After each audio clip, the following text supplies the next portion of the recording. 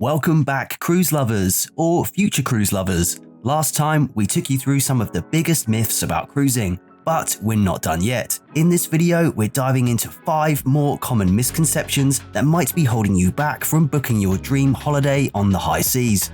So, whether you're a seasoned cruiser or a first-timer, stick around as we debunk even more cruise myths. Kicking off with number 1. I'll have to share my table with strangers and eat at set times. You're not going to need to share your table with strangers or eat at specific times if you don't want to.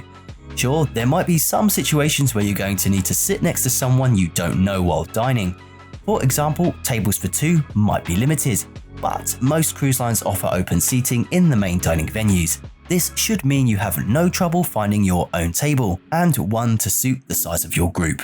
If that's not quite good enough, you'll find most of the specialty restaurants available on your cruise will have a booking system, meaning you can book your own table at a time of your choice. A lot of cruise lines also offer room service while on board, so you don't even need to leave your cabin if you don't want to. If you're a solo cruiser though, don't let any of this put you off. There will be plenty of chances to meet and greet new people. Myth number 2. Everyone will just be drunk all of the time.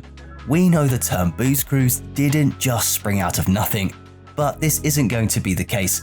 Even on a cruise with a party vibe, sure, there will be some people drinking, and inevitably, some of those people will get drunk, and you'll encounter some drunk cruise ship passengers. But there will be a range of venues to enjoy if you want to avoid a particularly lively group. And just like anywhere on land, bartenders aren't going to serve anyone who's clearly had enough. If you want to make sure you're avoiding this sort of atmosphere altogether, it may be worth thinking about the type of cruise that's best for you.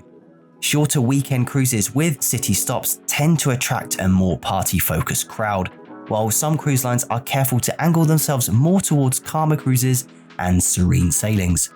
Here's some examples of cruise lines and the type of cruises they offer.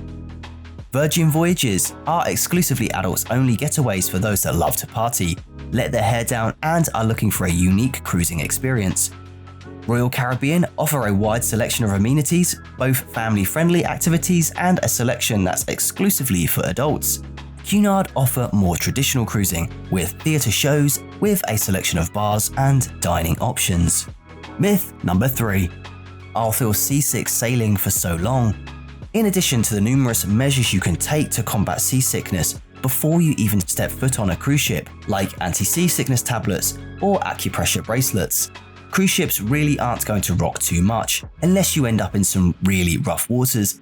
This means that you shouldn't feel seasick on a cruise or suffer from seasickness on a cruise ship while sailing. Most modern cruise ships feature stabilizers that are very good at keeping any voyage smooth sailing.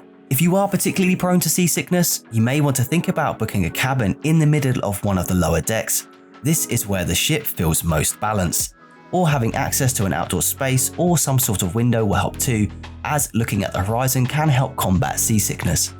Myth number 4. It's going to be so overcrowded. While there's going to be some times on board when it's busier, for example when a show ends and everyone's leaving the venue, you shouldn't find yourself anywhere that's particularly overcrowded throughout your getaway. Larger modern cruise ships can host upwards of 5,000 passengers at one time. Bigger cruise ships will have more restaurants with larger dining areas, entertainment venues with higher capacities, and there will be more deck space around the pool for sun lounges and seating. Finally, myth number 5. Cruise holidays are really expensive.